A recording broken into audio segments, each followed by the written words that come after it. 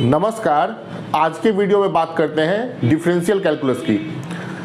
ये आपको 11th और 12th में जितना काम आएगा फिजिक्स के अंदर उतना मैं आपको बताऊंगा, फिजिक्स के बेस से मैं आपको बताऊंगा।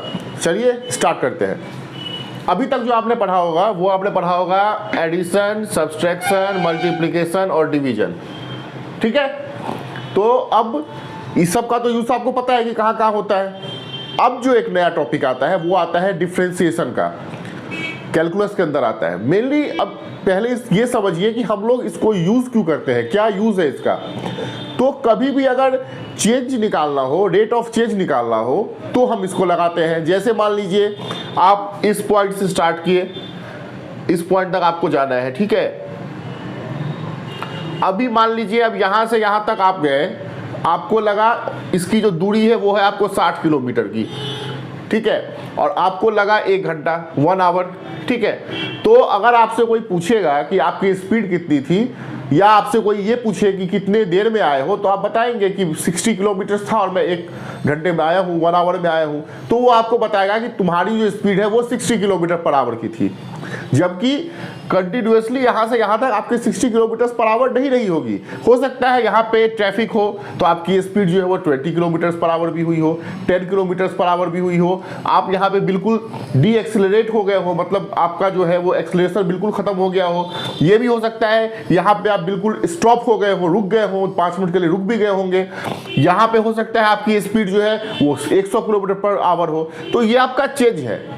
लेकिन अगर कोई आपसे ये कहे कि इस पॉइंट पे जो तुम्हारा ये पॉइंट है, मान लीजिए ए पॉइंट है और बी पॉइंट है, अगर कोई कहे कि ओ पॉइंट पे तुम्हारी स्पीड कितनी थी, इस पॉइंट पे आपकी स्पीड कितनी थी, तो वो आपको निकालने के लिए हम लोग डिफरेंशिएशन का यूज करते हैं, हम लोग कैलकुलस का यूज करते हैं। तो कैलकुलस जो है जिसके अंदर डिफरेंशिएशन आता है, ये बेसिकली रेट ऑफ चेंज को पता करने के लिए लगाया जाता है। और आइजैक न्यूटन ने इसका इन्वेंशन किया था, न्यूटन ने कैलकुलस को इन्वेंट किया था, ठीक है। तो आपको यहां पे ये समझना है कि रेट ऑफ चेंज, कभी भी जो चेंज होता है, कहीं भी कंटिन्यूअस चेंज हो रहा है, उसको आपको कैलकुलेट करने के लिए जो है वो आपको कैलकुलस लगाना पड़ेगा। जैसे कि मान लीजिए फोर्सेस है, किसी भी तरीके का फोर्स है, अब वो घूम रहा है इनवर्स स्क्वायर फोर्स फील्ड में घूम रहा है, objects moving in inverse square force field, तो कैसे कैलकुलेट करेंगे, वहां भी आपको कैलकुलस लगाना होगा। अब मान लीजिए कहीं पर चला रहे हैं, कार चला रहे हैं या बाइक चला रहे हैं, कितना पेट्रोल इंजेक्ट हो रहा है, तो वो भी वहां पे चेंजिंग क्वांटिटी है, तो पेट्रोल के चेंज को निकालने के लिए भी हम लोग है कैलकुलस यूज करते हैं, ठीक है। तो basically calculus deals with the rate of change and differentiation जो है वो क्या होता है, वो होता है आपको चीजों को अलग अलग करना, ठीक है। कैलकुलस चेंज से डील करता है और डिफरेंशिएशन उसका जो पार्ट है वो करता क्या है, चीजों को अलग अलग करता है। जैसे मान लीजिए यहां पे आपने जो है वो, जैसे कि मान लीजिए ये कप्स है, ठीक है, ये बहुत सारे कप है, इसको जोड़ जोड़ के आपने ना पिरामिड बना लिया, ठीक है, ऐसा आपने पिरामिड बना लिया। अब इस सब को अलग करना है। ये मान लीजिए एक फंक्शन दिया हुआ है, ऐसे वाले f ऑफ x, ये फंक्शन है, ठीक है। अब इसको आपको अलग अलग करना है, तो आप क्या करेंगे, आप यहां पे डिफरेंशिएशन का यूज करेंगे। चीजों को अलग अलग करना, एक चीज इकट्ठी है उसको अलग अलग करना जो है वो होता है आपका डिफरेंशिएशन। डिफरेंशिएशन में हम लोग चीजों को अलग अलग करते हैं, और इंटीग्रेशन में, इंटीग्रल जो होता है उसमें हम लोग चीजों को एक साथ लाते हैं। The inverse process of differentiation is called integration, ठीक है। चीजों को एक साथ लाना, टुकड़ी टुकड़ी टुकड़ी टुकड़ी चीजें उसको एक जगह पे लाना इंटीग्रेशन होता है, और एक बड़ा सा चीज है उसको तोड़ तोड़ के हटाना जो है वो आपका डिफरेंशिएशन होता है।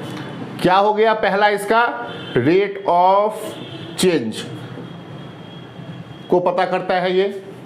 उसके बाद आपका ये बताता है state of motion. State of motion ये क्या है, स्टेट ऑफ मोशन का मतलब होता है आपकी जो मोशन है वो यूनिफॉर्म है या नहीं, मतलब एक दिशा में या एक तरह से आप चल रहे हो या नहीं। अगर 10 किलोमीटर पे स्टार्ट किए तो आप 10 किलोमीटर तक कितने देर तक आपकी स्पीड 10 किलोमीटर बनी रही। तो ये बताता है ये स्टेट ऑफ मोशन की, मतलब मोशन जो है वो यूनिफॉर्म है या नॉन यूनिफॉर्म है, मतलब एक समान स्पीड में चल रहे हो या कभी 10, कभी 5, कभी 2, कभी 1 ऐसे चल रहे हो, ठीक है। ये बताता है आपको, स्टेट ऑफ मोशन के बारे में भी बताता है।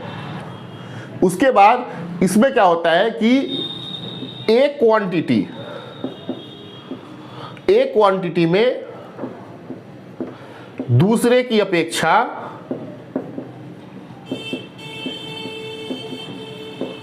कितना चेंज आया,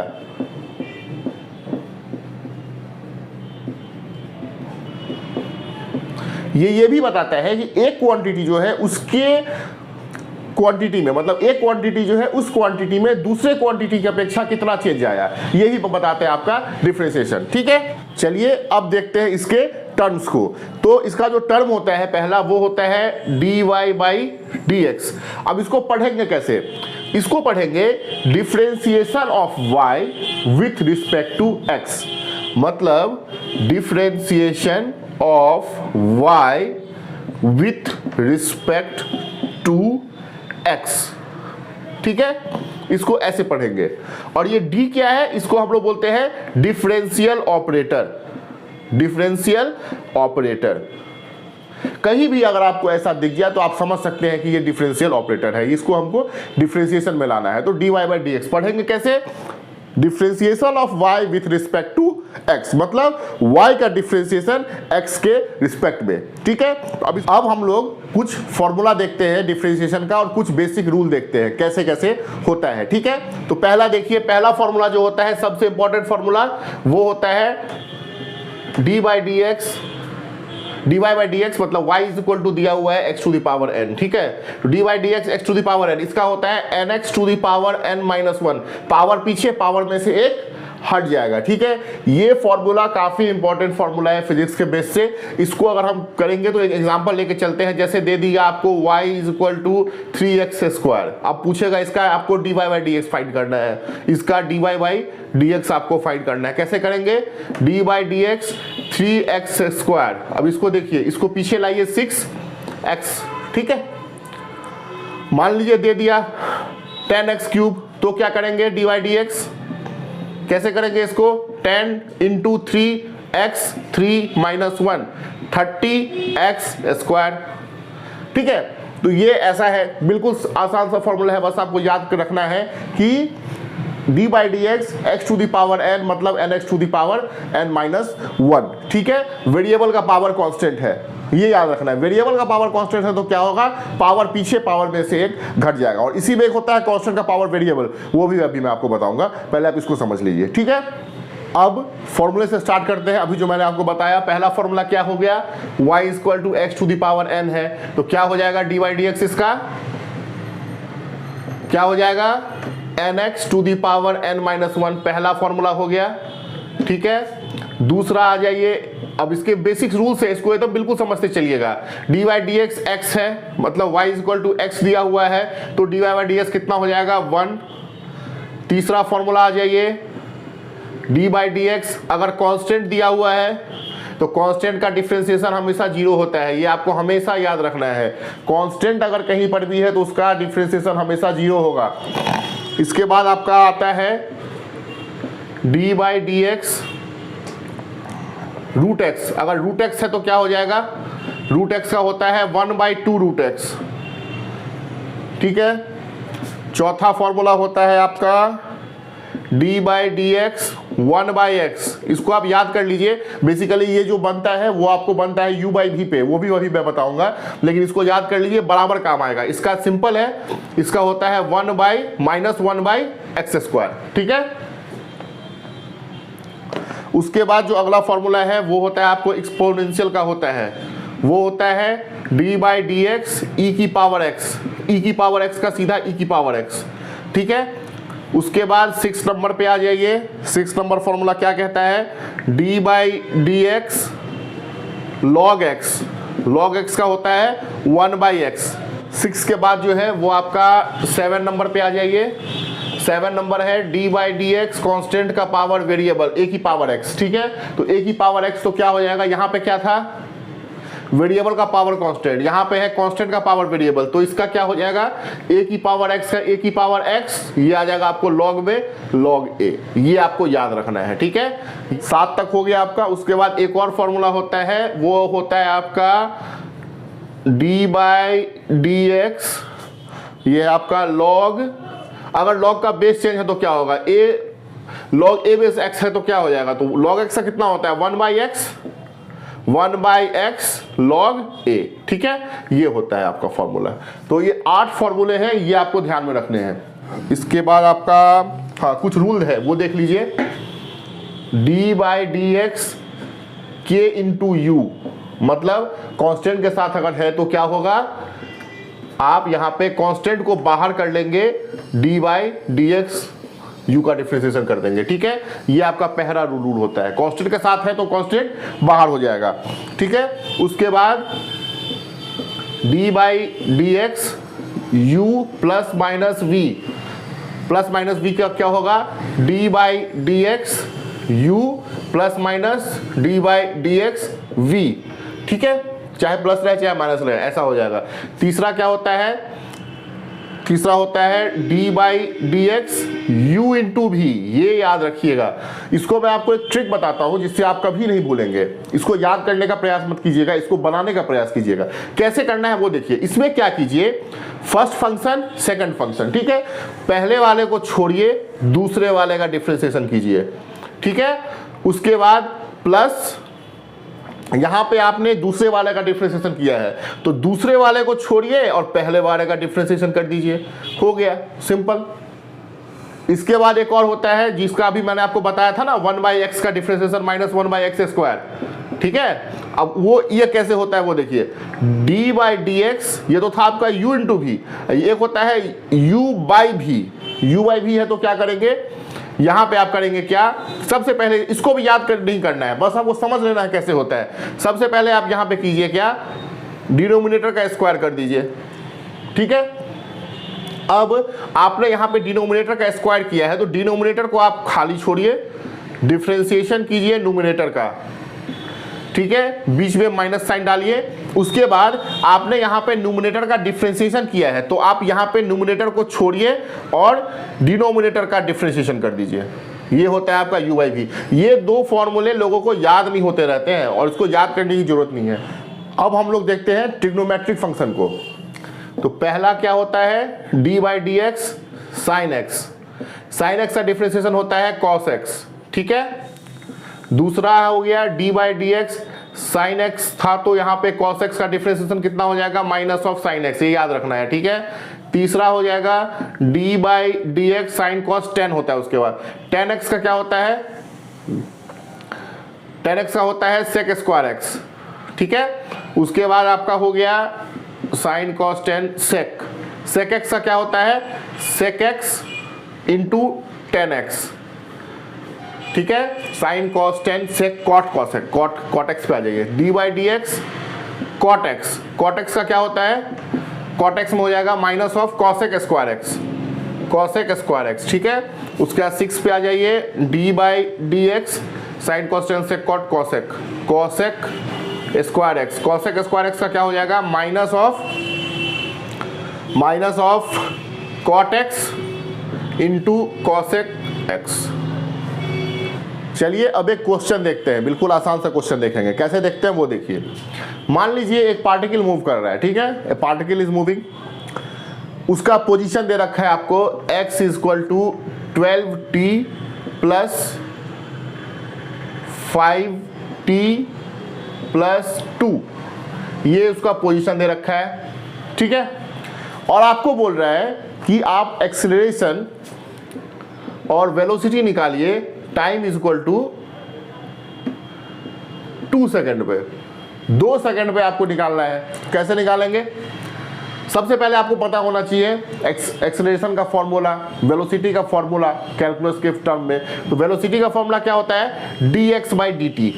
ठीक है, तो आप पुट कीजिए यहाँ पे d/dt, इसको सॉल्व कीजिए, 12t प्लस 5t प्लस 2। थोड़ा सा समझाने के लिए इसको और कर सकते हैं, आप यहाँ पे स्क्वायर लगा लीजिए। ठीक है, आपको यहाँ से मैं स्क्वायर इसलिए लगा रहा हूँ क्योंकि इससे जो है ना वो आपको nx⁻n−1 वाला जो फॉर्मूला है वो क्लियर हो जाएगा। अब देखिए तो क्या करेंगे, इसको सॉल्व करेंगे तो कितना हो जाएगा, पावर पीछे पावर में से एक घट जाएगा तो 12 तो 24t। ठीक है, प्लस इसको कैसे करेंगे, k इंटू यू है, k इंटू यू है तो कांस्टेंट बाहर हो जाएगा और t/t, dx/dx कितना होता है 1, तो dt/dt कितना होगा 1, तो ये आपको कितना हो जाएगा 5 और कांस्टेंट जो है तो कांस्टेंट का हो जाएगा 0। तो आपको v कितना आ गया, v आपको आ गया 24t प्लस 5, ये आपको v आ गया वेलोसिटी। अब ये पूछ रहा है कि v जो है, अब इस वेलोसिटी वाले आपको जो इक्वेशन आपको आया है इसमें आपको पूछ रहा है 2 सेकंड पे, तो t की वैल्यू 2 पुट कर दीजिए, 24 इंटू 2 प्लस 5 सॉल्व कीजिए, 8 टू 2 जा 4 प्लस 5 53 मीटर पर second.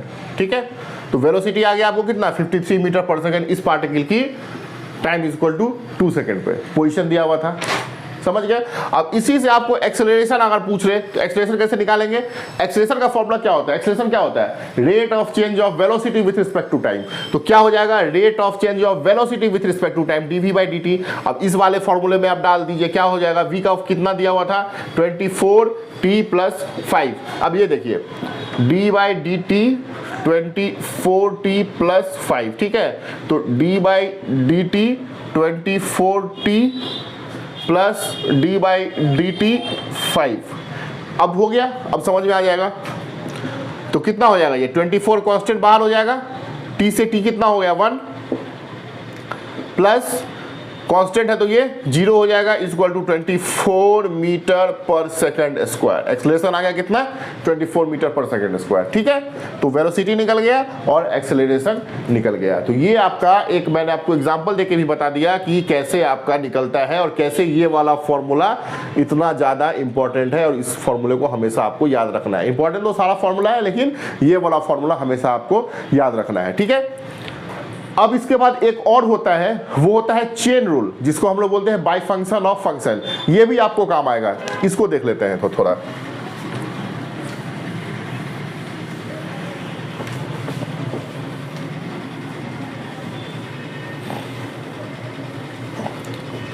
Bye function of function क्या कहता है कि जब तक डिफरेंशिएशन होता रहे तब तक हम लोग डिफरेंशिएशन करते रहेंगे। जैसे मान लीजिए साइन 2x दिया हुआ है, ठीक है, D by D X sine 2x, तो क्या होगा इसका डिफरेंशिएशन, साइन का कितना होता है cos x, ठीक है, और 2x का डिफरेंशिएशन भी करेंगे इसको ऐसे हो, 2x का डिफरेंशिएशन कितना हो जाएगा, 2x का डिफरेंशिएशन हो जाएगा 2x स्क्वायर हो जाएगा, तो कितना हो गया 2 cos 2x, ठीक है, साइन 2x का हो गया cos 2x और उसके बाद फिर 2x का कितना हो जाएगा 2, तो 2 cos 2x। यही होता है चेन रूल। चेन रूल को थोड़ा और डीपली समझते हैं। जैसे मान लीजिए आपके पास फंक्शन दिया हुआ है y is equal to F of T, ठीक है, t is equal to G of u और आपको दिया हुआ है u is equal to H of x, ठीक है। तो इसका कैसे निकालेंगे चेन रूल से, चेन रूल से कैसे हो जाएगा ये, dy बाई डी एक्स क्या होगा इसका, dy बाई डी एक्स होगा, इसको ध्यान रखिएगा, dy बाई डी टी ये वाला into D T by D you ये वाला into D you by D x ये वाला। यही होता है चेन रूल, ये आपको ध्यान में रखना है।